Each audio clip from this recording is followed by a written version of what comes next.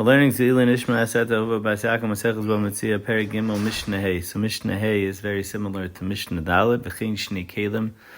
If there were two people that gave over their kelim to one person, Echad Yafa Mana ve'Echad Yafa Elef Zuz. One was worth 100 and one was worth 1,000. Zeh Omer Yafa Shali v'Zeh Omer Yafa Shali, and each one claims that they gave the higher one. Noisin es hakatan le'echa mehan. So you give the smaller one to one of them. And mitech hagadol noisin demei katan l'sheni, and you give the value of another small one to the second one by selling the larger one. And the difference, v'hashar yehemunach ad sheyave Elio, you leave it until Elio comes, just like the Tanakama held in the last Mishnah. And over here also, Amar Rabbi Yesi argues, imkein mahiv said aramai ela hakol yehemunach ad sheyave Elio, you leave it all until Elio Navi comes. Mishnah Vav, hamafkid peris eitzah chaveris, if someone gives over fruits to his friend to watch, afilu hein avudin, even if they are getting lost because we are afraid that the mice are going to eat them or they're rotting, still lo yiga behem, you should not touch them. You shouldn't sell them. You should sell them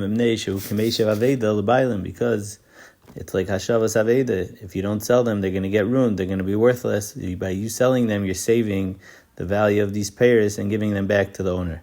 So the question is, what did the Tanakama hold? How come the Tanakama holds that you shouldn't sell it? So it's machlekes in the Gemara of Kahana says, because Adam roitze b'kav shalo yetzer mitisha kavin shel chaveris, since he worked hard for these fruits, he'd rather give them back even if they are less value. And the Gemara explains according to this, it's dafka if it's going down.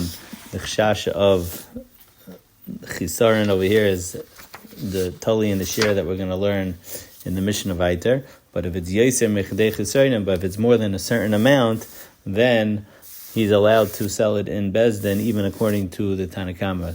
Rabbanan, the Tanakama, might ask him to Rishon Gamliel that if it's Yaiser Mechdei Chisaron, then you should sell it be Bezdin. The second reason of the Tanakama is Menachem Bar Yitzchak, that he holds that the reason why you can't sell it is because we're afraid that the owner gave Trumas and Maisis from these fruits on the fruits that he has in his house. So therefore, the Truma and Meiser, the payers that you're holding is Truma and Meiser, and therefore you can't sell it, because if you sell it, we're afraid you're going to sell it to a Zar.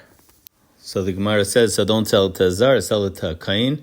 The Gemara explains that we're afraid that maybe he's going to first sell it to a Kain, and then the Bailam is going to give Trumas and Maises, and then the Trumas and Maises is not going to be Chal at all, because he doesn't even own those fruit anymore, and it's going to come out that the Bailam are going to be eating Tevel from their fruit at home, because this Trumas and Maises was not Chal.